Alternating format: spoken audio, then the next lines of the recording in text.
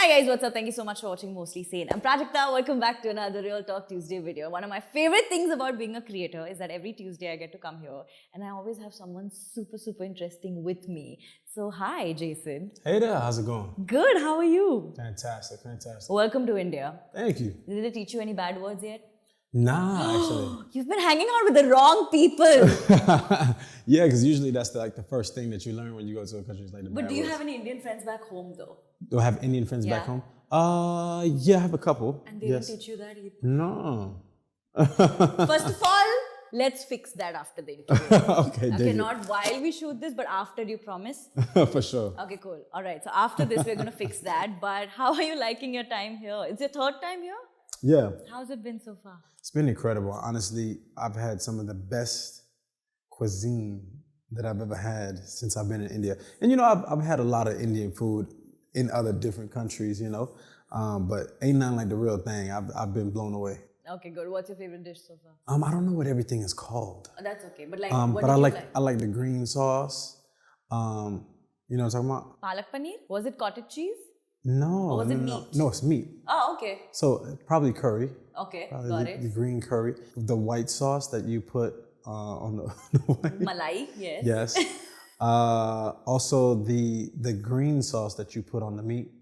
I don't know. But everything was mad spicy. Oh, yeah, okay, then it was Indian. One. Okay, good. Everything is mad spicy. And it seems very healthy still. So I love me some naan bread. Ah, You yes. know. Naan, just naan. Naan? Yeah. Oh, you don't say bread? No. All right. I love me some naan. Yes. But I try not to, go too crazy with it. And then I'll have like a bunch of veggies and a bunch of protein. And yeah, and I could keep it really lean, but also it's like super flavorful. Yeah. So I'm from the fisherman community in India. So we eat a lot of seafood. Okay, word. So maybe you should definitely try like a fish thali. Okay. Like it's like a whole, like there's fried fish, then there's fish curry, and then there's this roti, there's this like a bread that's made out of rice flour. What does it look like? Because I did try a bread today that I didn't like. Oh, okay. No, this one. Okay, we should. I'm gonna send you. I'll show you a picture. So then next Okay. time, how long are you here for?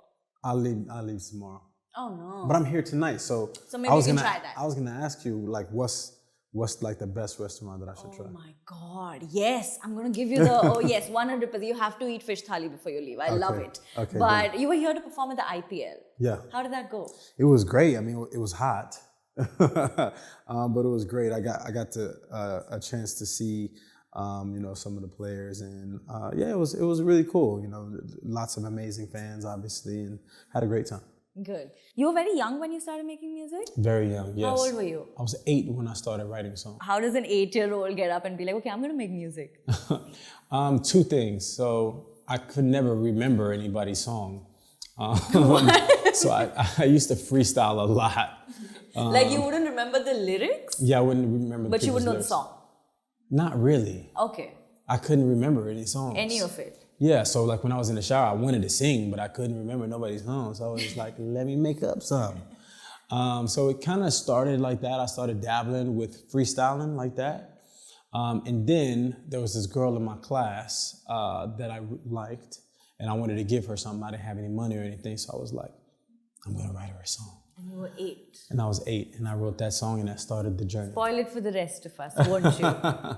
And so you wrote your first song then. What was it called? Do you remember it? Yeah, it was called Crush on You. Crush on You? Is it out? Did you ever make it? No. No? Are you going to? No. Why not? I was 8 years old. It was not a... I mean, I'm pretty sure it's much better than anything I write. I'm 29, so like I think you already have an I edge. don't know about all that. I don't know. But that was the first time you started. Yes. And then was it one of those things that you tasted blood and now you can't stop making it? Yeah, it was like, oh, I can actually do this. This is not something outside of my reach. And that was like the beginning of the journey. What did she say though? I never gave it to her. What? Why? Yeah. I got scared. I chickened out. I don't know. You wait. I get it. Fair enough. Now, Jason, one of the things that I have been a fan of you for is the fact that you've been a musician for much longer than you've been a content creator on Instagram and TikTok. However, during the pandemic is when I really started like binging on everything that you were making and uploading, and you are You are very hilarious. You're very funny. I always like watching you because there's something about you that I feel like makes you very relatable. Oh, amazing. You know, like I like your music, I love your music, but also the fact that your Instagram is not just about your music is something that's amazing, and not a lot of music artists kind of take that route down. So has that been a conscious decision with the way that the digital platforms are going, or did it just happen? So I did make a conscious decision to try to make more content. It was during the pandemic where I was kind of like, I'm going to spend some time on this app. A, because I thought it was going to be a lot of fun, and we weren't doing nothing. And then B, I felt like it was next. I felt like it was next up, on TikTok, because I seen all my nieces and nephews, and they were like glued to this app, and I was like, okay, so if they're glued onto it, in the next couple of years, this thing is probably going to go. So yeah, I made a conscious decision to like start, and slowly I've started to find who I was on social media. Because you do a lot of collabs as well, which is new. Yeah, the collabs that I do, I mean, I just generally try to do collabs with people that I'm a fan of. I love their work. And I think it's amazing to be able to introduce creators to other people. Sometimes, they may have a specific kind of following. And if I can be... Opens it up to more people. Yeah, if I can open it up, I think it's a beautiful thing. And I think, I've always said this, that as a creator, you never really have like a blueprint. Like you never, if you're starting off like right now, I just feel like there's never really one journey you can follow and be like, what, if you do exactly something like this, it might just work. But when I see everything that you do, and if I was like a creator starting today who wanted to make music, but also wanted to be relatable and at the same time approachable, because I've seen the videos you do when you meet your fans, when you're on the streets outside, and I see that, and you can tell that, okay, there's so much more than... They're fans of you as a person, not just you as a musician. So I feel like your journey has been a beautiful blueprint to kind of like what you can do right. Yeah, I mean, thank you, by the way. I actually just put my book up. I wrote a book, and it talks about just what you're talking about. Basically... What is it called? It's called Sing Your Name Out Loud. Sing Your Name Out Loud. Yeah, and it's the 15 rules to success, whatever success in your mind is, because success is all relative to different people. But it talks about my highest highs and my lowest lows, but also navigating through the industry and being able to find who you are at the end of the day, right? Because first and foremost, you need to find out and figure out who you want to be, and sometimes I think people choose the wrong route, and it's way harder to work hard at something that you don't love, but if you're truly obsessed with something, if you're truly in love with it, it's so much easier to do that thing, wake up every day, live, eat, breathe that thing, and luckily for me, content creation has become one of those things. That's amazing. Please don't stop doing that. I love your music, but like don't stop with the reels. Thank you. We don't have TikTok here, but like we binge your reels all the time. I love it. Speaking of music, now if I have a lot of people who are very young watching my content. It starts as young as maybe 9 or 10, goes up to about 21, 23. So if someone wants to make music and start, what would your advice to someone young be at this point, in this day and age? Like I said, first and foremost, make sure that it is something that you actually want to do, because it is hard. And one thing that you should be aware of is choosing the right competition. And what I mean by that is a lot of times we look at the people in our music class and we're like, okay, if I'm better than these guys, like I have a chance. I think that's a mistake. Or they may look at the people on TV and be like, oh my goodness, that's just way too far from where I am. Like I'm not as good as this person, so like maybe that shouldn't be what I do. I think you need to start with the comparison of yourself first. Look in the mirror. And if you're getting better every day, if you're making those small steps to get better every day, I think that's the actual win. Because at the end of the day, it's a really, really daunting thing to look at a finished product and be like, how the hell am I ever gonna be that? As opposed to you taking a little step each and every day. It just feels a lot better to take the small steps, and then you get used to winning and that becomes a part of your DNA, and then that's when you become something special. Yeah. So starting small. Absolutely. Love that. Now, when you make music, is there, I mean, I know you must get this this question a lot, but as a creator, I really want to know this because I love writing. And a lot of times I realize that what I write depends heavily on what I'm reading or what I'm watching or what I'm listening to. And then it's almost subconscious. It's not like if I'm reading romance, I'm going to sit down thinking, okay, maybe I should write something that's romantic. It just comes that naturally to me. Is that something that happens with you? Yes and no. I remember this one time. I've actually never told this story, but I worked with a friend. I was really young. I think I was about 17 at the time, and I worked with a friend, and we did this song together. That song never became anything. It was in the back of my mind. And on my first album, I made a song that was very derivative of the song that we had did together. And never in a million years would I try to take somebody's work and like not give them, the credit for it. That's just not really in my DNA, especially one of my friends. But it was just in the back of my mind, when I was creating the other song, and I didn't realize it until I had released it. And I got a letter in the mail, but somebody suing me. I'm like, hold up, what? Like, what do you mean? And it was just something that was derivative in the back of my mind. I didn't mean to, realize it, I didn't realize it. So to answer your question, yes.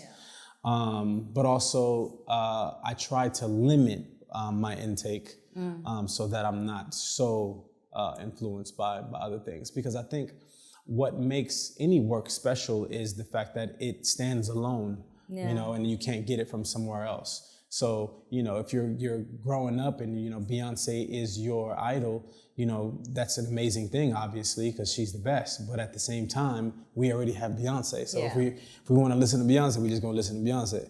So you have to make sure that even when you're following or being inspired by somebody, you still find yourself within that inspiration.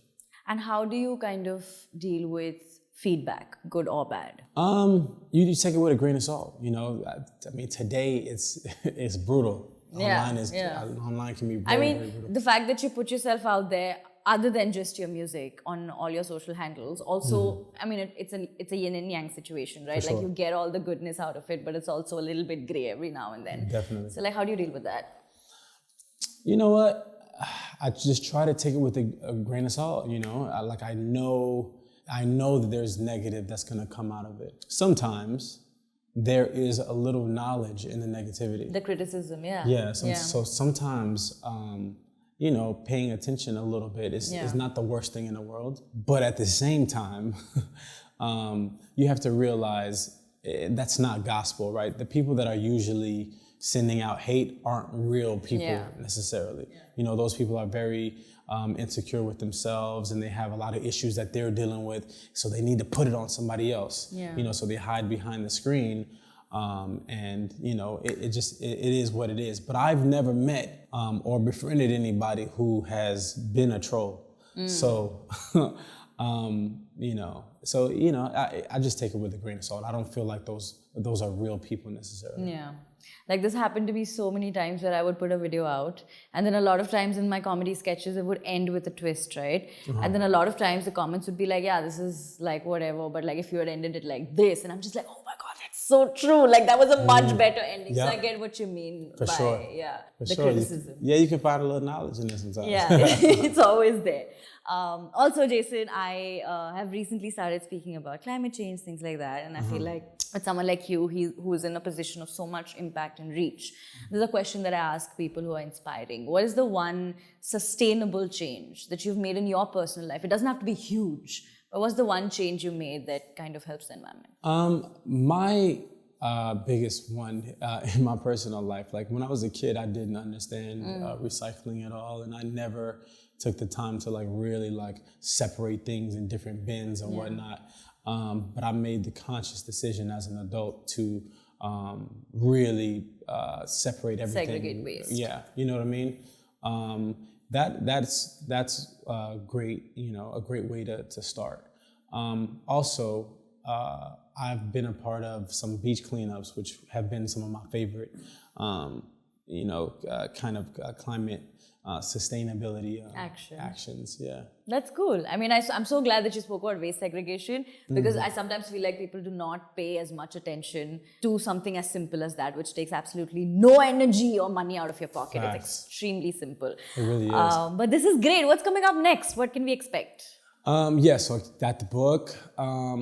Is the book out or is it going to be coming out? It's available for pre-order right now, Okay, so good. you can get it on Amazon or wherever. Perfect. I'm books going to are put a sold. link in the description. Yeah, thank you. New music. I'm dropping a new song every single month this year. But one of my favorite songs that I've done in a very long time is coming out next. It's called Glad You Came. Glad you came. When does that come out?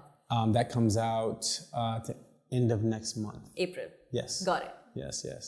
The middle of next month, sorry. Okay. But I didn't tell nobody that yet. So Okay. it's an exclusive. It's all good. Shit. Okay. So should do we talk about it or no? Yeah. Okay, good. Super excited about it. It has a very throwback feel. It's very 80s, which is some of my favorite music. I feel like it has the retro vibe just like really brings me into like this entire Michael dance world that I'm totally obsessed with. So I'm excited to actually release this one. That's very, very exciting. Congratulations. Thank you. And so you became a father. I like that I approached this question. Like I didn't just ask him, can you tell me a little bit about your kids? It's all good. He's going to be 2 in May. He's going to be 2 in May. How is fatherhood so far? I mean, you've barely scratched the surface. I mean, I feel like I'm deep in. I don't know. I feel like I've been doing this. 16 more years to go. Right. No, I mean, it's incredible. It's my favorite thing about life. What's his name? His name is Jason King. Jason King? Yes. Got it. So I mean, it's literally changed everything for me. It went from being a selfish person, everything is about me and, how do I get myself to the next level? How do I do this? How do I do that? To how do I put him in the right position? How do I make sure that I'm raising him correctly? How do I make sure that I'm giving him the right love, the right affection, and it's all about him.